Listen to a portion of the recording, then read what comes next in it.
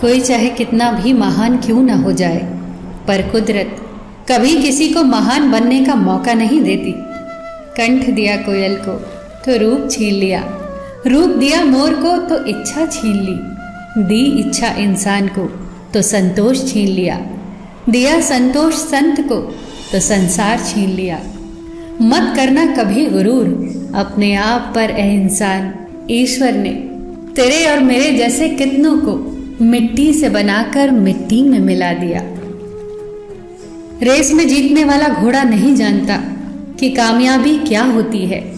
वो दौड़ता है तो सिर्फ अपने मालिक से मिलने वाली तकलीफ की वजह से। अगर आप कभी भी अपने आप को तकलीफ में पाओ तो समझ जाना कि आपका मालिक यानी ईश्वर यही चाहता है कि जीत आपकी हो। 3 सुनहरी बातें। उससे जरूर माफी मांगो जिसे तुम चाहते हो, उसे कभी न छोड़ो जो तुम्हें चाहता हो, उससे कभी कुछ न छिपाओ जो तुम पर एतबार करता हो। किसी को बेशक अपनी रग रग का पता दो, पर अपनी दुखती रग का पता किसी को न दो, वरना रग रग दुखेगी। वक्त तो होता ही है बदलने के लिए, ठहरते हैं तो बस कुछ लम्हे। शाम जिंदगी की हो या दुखों की, आखिर ढल ही जाती है। जिंदगी में सब कुछ किसी वजह से होता है, गलत होता है ताकि हम सही की कीमत जान सके। किसी इंसान को जानना चाहते हो तो किसी बात पर उससे सलाह मांगना, उसकी दी हुई सलाह बता देगी कि इंसान का किरदार कैसा है। इंसान की सारी परेशानियों की वजह 2 बातों से होती है, तकदीर से ज़्यादा चाहता है और वक्त से पहले चाहता है।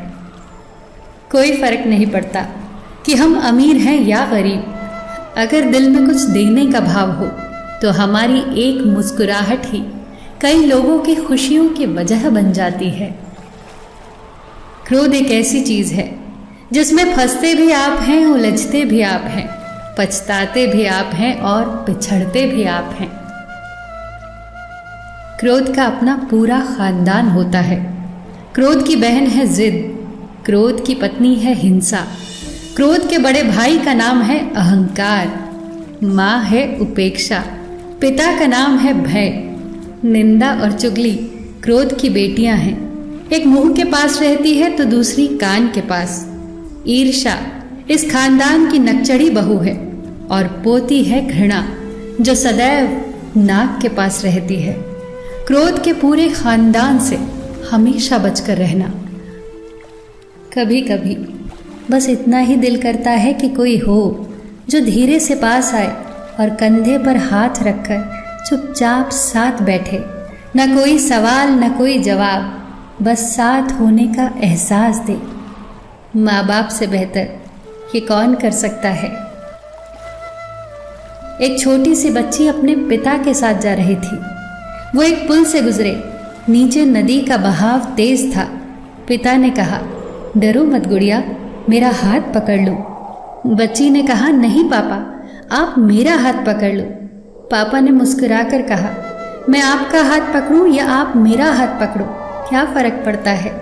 बच्ची ने कहा, पापा, अगर मैं आपका हाथ पकड़ूं और कुछ हो जाए तो शायद मैं आपका हाथ छोड़ दूं, पर अगर आपने मेरा हाथ पकड़ा तो मैं जानती हूं कि कुछ भी हो जाए आप मेरा हाथ कभी नहीं छोड़ोगे।